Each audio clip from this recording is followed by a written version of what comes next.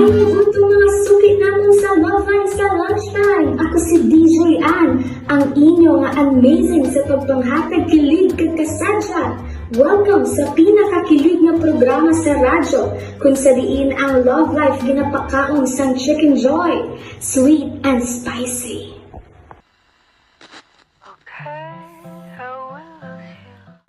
Ang hambal nila, hindi ka mo pwede maging abyan sang imo ex. Pero para sa iban, mas okay na nga maging abyan mo ang ginpalangga mo sa una, kaysa pabayaan mo kag mapalayo sa kabuhi mo ang paging abyan. Ang ex, sign kuno sa maturity nyo nga duwa, kay baton nyo nga hindi gid ka mo para sa isa kag isa. Amo ini ang natabo sa aton letter sender subong nga adlaw, natago na lang naton sa pangalan nga Joy. Kung diin ang ex-boyfriend niya na si Ryan, naging boy best friend niya. Diin gid bala pa kadto ang abyanay ni Joy kag Ryan. Amo ini ang pagabantayan ta sa istorya sang pagpalangga, kabuhi kag handom. Dear Love Line, Philippians chapter 1 verse 29. Your pain has a purpose. Amo ini ang isa sa paborito ko nga mga verses sa Bible. Dako gid ang bulig sang ini nga Bible verse sa kabuhi ko. Especially sa istorya nga ihatag ko sa inyo subong nga adlaw. Tawagan niyo na lang ko sa pangalan na Joy.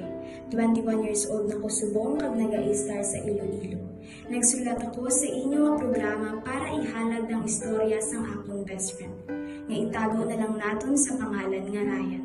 College kami sa nagkilalahay kami ni Ryan. Classmate ko siya sa kurso nga education.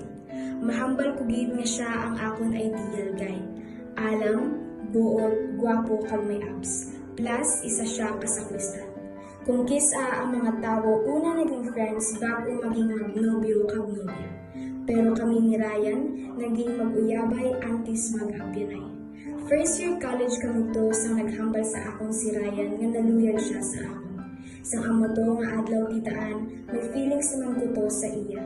3 months siya nga luyag kaging sabat ko siya. Ang problema lang kay siya samon kabata.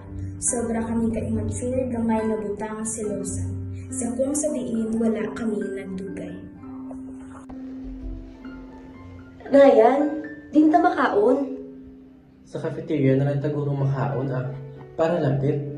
Sa cafeteria na lang ta makaon, kaya nagutom na ko daan, kagkainit subong. Sige, lakat na ta.